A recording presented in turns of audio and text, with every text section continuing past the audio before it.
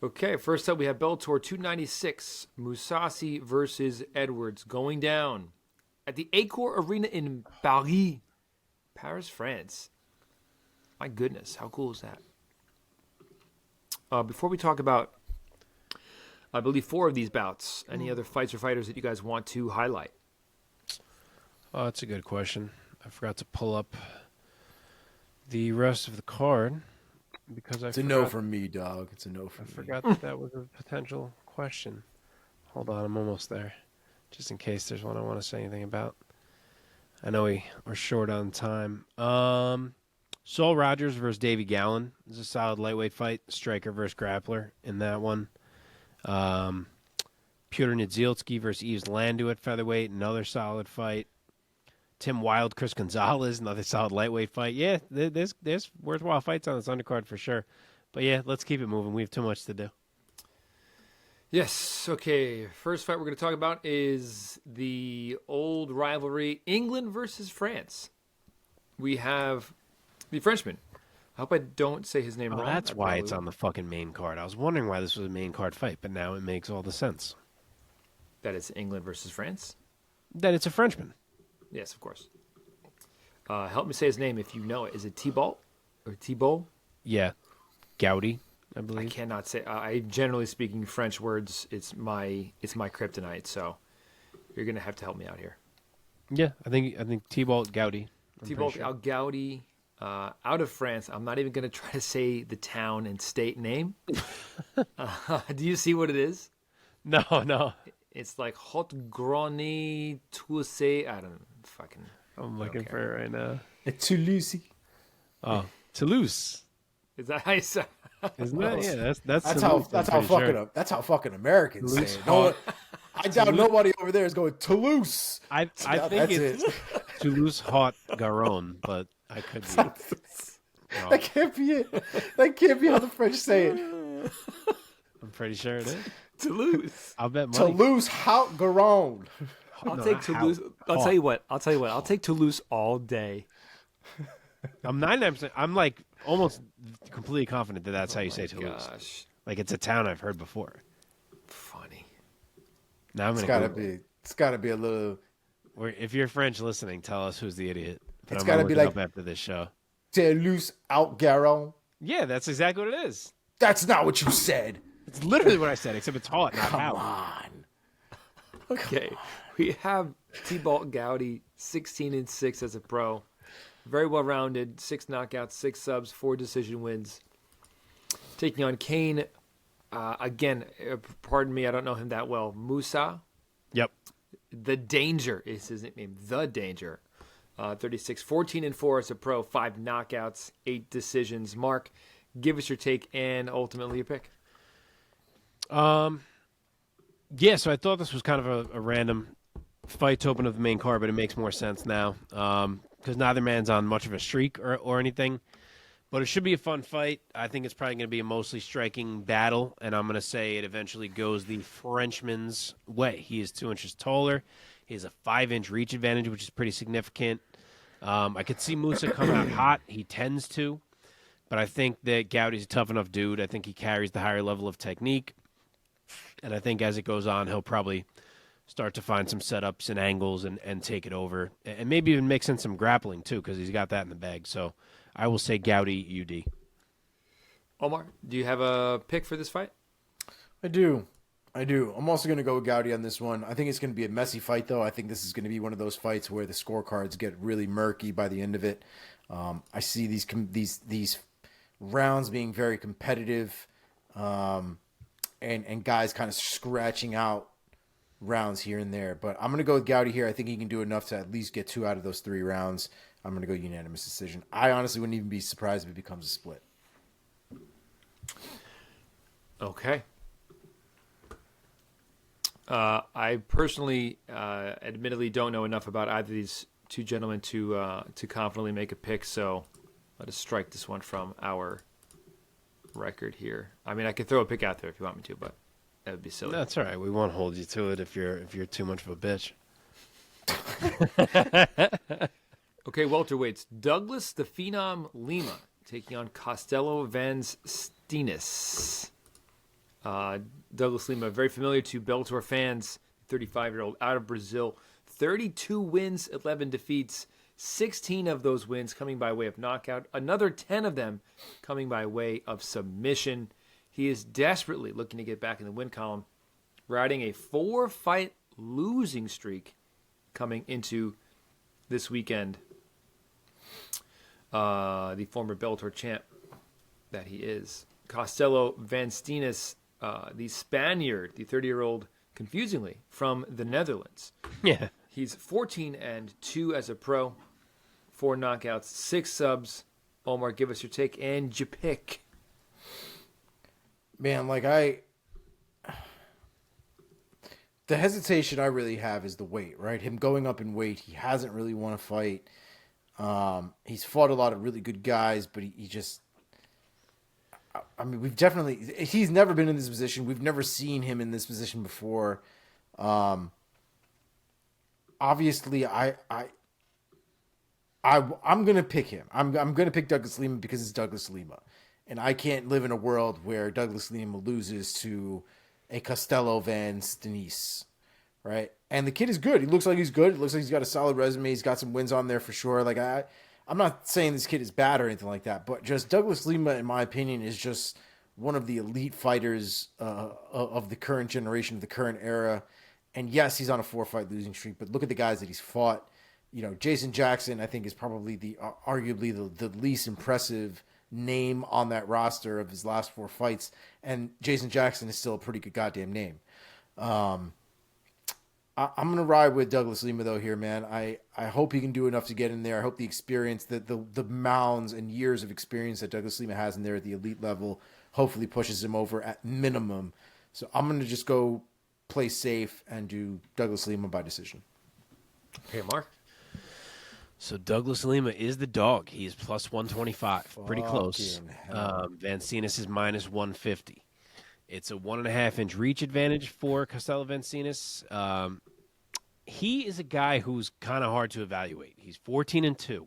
He's 6-1 in Bellator. He's looked great in his wins. His only losses to John Salter. But aside from the close split over Fabian Edwards, he doesn't really have any names on his resume. He hasn't fought a ton of guys that you truly respect outside of Salter and Edwards and now this fight. And then on the flip side, as we know, Douglas Lima has a million names on the resume, as Omar was just alluding to. So your mind at first just wants to say, oh, it's going to be Douglas Lima. But there's some factors. He's lost 4 fights in a row. He's on a real slide. He's 35. Costello's 30. Lima's a career welterweight who's moving up to middleweight because he's trying to find some answers, capture some magic again. It's a tough call. I could see them both absolutely ripping the legs. They both excel there. They both have power. They both can grapple well. I wouldn't say either excels as a grappler, but Van Steenis has his share of subs on his resume. I don't know if he's the kind of guy that can repeatedly take Lima down and work that type of game plan like you see other people try to do to Douglas Lima. But I just feel more comfortable, I think, going with the younger man and the larger man here. I haven't loved what I've seen from Lima lately. I think there are some signs that he's starting to fade from the level he was once at. So I'll be happy to be wrong, but I will say Van Steenis UD. Damn. I'm kind of torn on this fight. Is he really that much bigger? I mean, they're the same height. It wasn't much. They're the same height. Yeah, same height, 1.5-inch reach. Yeah. But just a career middleweight versus a career welterweight as well. I would imagine the frames are probably different. Yeah, that's what I mean. Yeah. I hear what Omar is saying, going with the youth, but I'm also torn. I like the youth of Van Steenis. I'm going to go with the experience. What's up? Mark went with the youth. I went with the old man. That's what I thought I said. No, you said No. That's okay. It's late. It's almost 1 a.m. God damn. I will go with. I'm picking this on the spot here because this has been so tough. I will go with the experience, the age and treachery I'll go against my better judgment because I usually take the youngins as we know. Yeah. In this case, I will go against my better judgment, and I will take Douglas Lima to get back in the win column maybe one more time in his career. Okay, let's see. In the co-main event, Bellator 296, in the lightweight division, we have Brett Primus taking on Mansour Barnaoui. How do you say his name? Barnaoui. Barnaoui. Barnaoui. God damn these. This card is the bane of my existence. What? It's another place that you can't say? No, it's just French names. I'm sorry. I'm probably butchering these like I should work at a freaking 3-star Michelin restaurant, man. Mike ain't going to France to announce. It's not gonna happen. I know, seriously, they don't want me. Okay, Brad Primus. He's the 38-year-old out of Portland, Oregon. What? Primus. God damn it. Out of Portland, Oregon. Excuse me. He's 11-3 with 6 subs, coming off of a loss back in June against Alexander Shabley. Okay. Help me here. Mansour? I think it's like Mansour. Barnaoui. I can't do it, man. But I could be wrong. The Afro Samurai. Let's go with his nickname. Yeah. 30-year-old out of Paris, France. He's 20-4 as a pro with 13 submissions. Mark, just put me out of my misery. All right. So this is the final first round fight of the Bellator Lightweight Grand Prix. Obviously, we know on one side we already have a semifinal of AJ McKee and Alexander Shabley. On the other, we are waiting to see who will get the next title shot against Usman Nurmagomedov, and we are going to find out here. So the big favorite, is Barnaoui. He is minus 350. Brent Primus is plus 260, which is maybe even wider than I thought. I figured Primus would be the dog, but that's a lot. 2 inches of height and 4 inches of reach for Barnaoui. And I hope it's him, man. I will say that. He's really exciting. There's a little bit of mystique, I feel, and hype behind him. And I think if he wins here, he makes an intriguing next opponent for Usman just because of the skills in his bag. I mean, the dude has 6 rear naked chokes in his last 7 fights. And the one where he didn't get a rear naked choke, he just got a flying knee knockout instead. So he's a fun guy right now, whereas Primus doesn't really excite me the same way if it's him who has to match up with Usman. So I hope for the sake of the billing it's Mansour. What this one comes down to for me is that both dudes have some nasty grappling. But I feel like if I'm Barnaoui, I just try to not be there because Primus is so sticky and he can really just nullify you and get you stuck for long periods. And I think the easier game plan is for Barnaoui to just strike as much as possible. And that's not to say he can't win the jits because he may just be that filthy that he can tap Brent Primus too. I mean, he's been tapping everyone, as I just said. So maybe he just is that confident. He says, fuck it, and that's what he tries to do. But I kind of feel like the path of least resistance is to kind of almost anti-grapple, and it would let him maybe avoid a chance at a weird decision too, which Brent Primus is involved in a lot.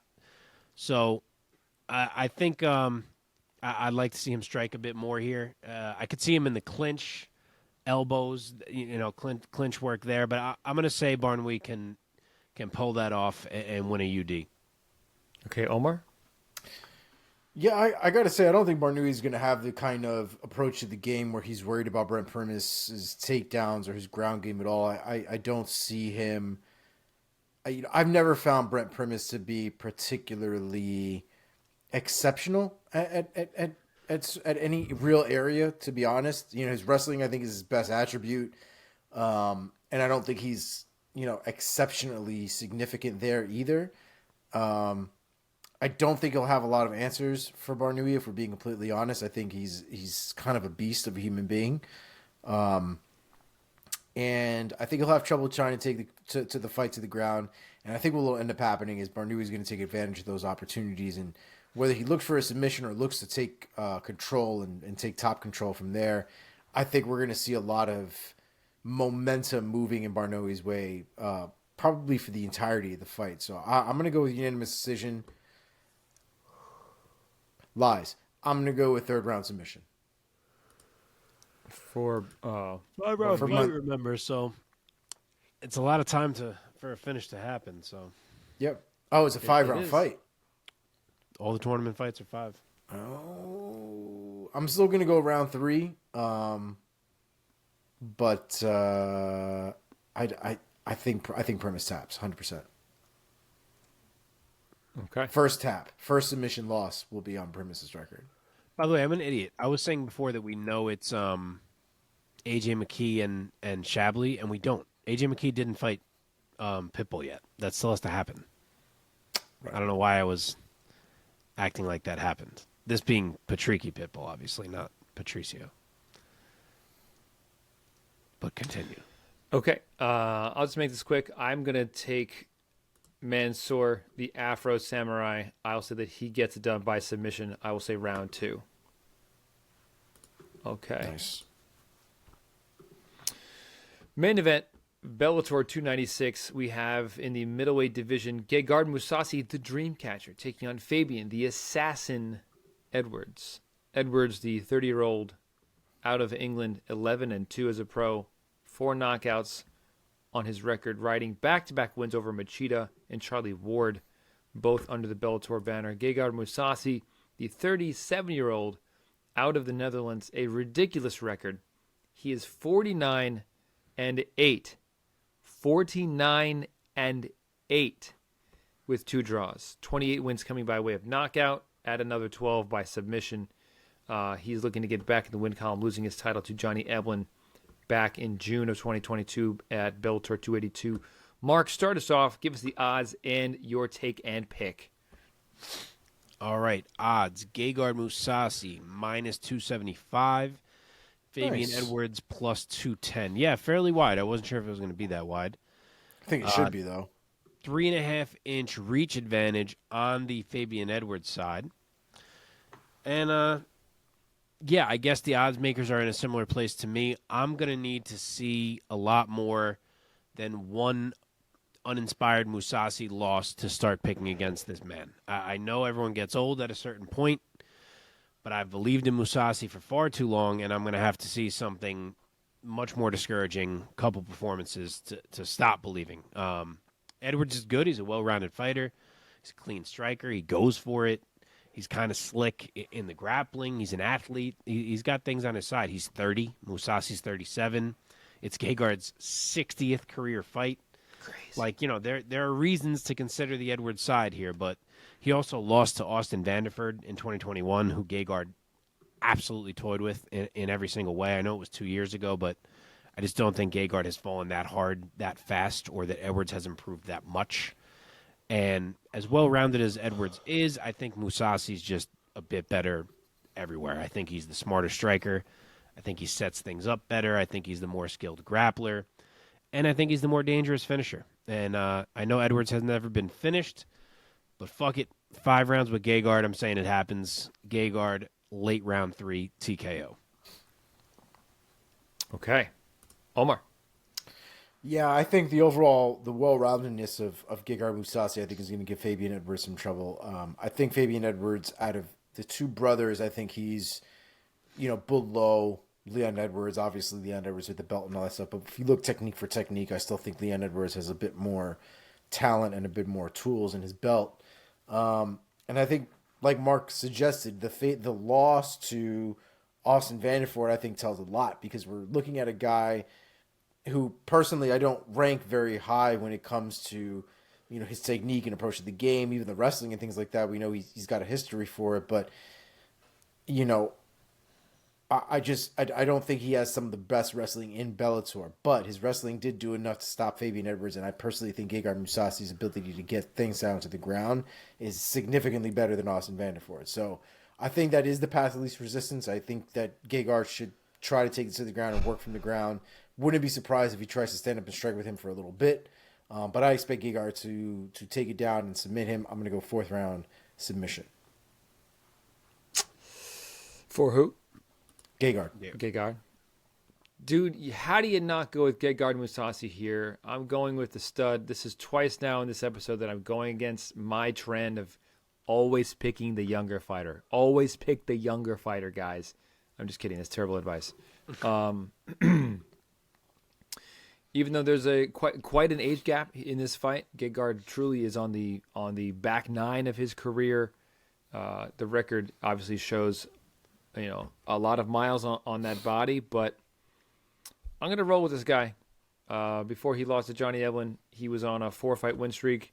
He has been on such a tear under the Bellator banner, and I'm going to go with him to win. I will say by unanimous decision because Fabian Edwards has never been finished, and so I'll make a somewhat safer pick, and I'll say UD for Gegard. I'm just realizing this would be career win number 50 for Gegard, which would be a pretty God dope damn accomplishment.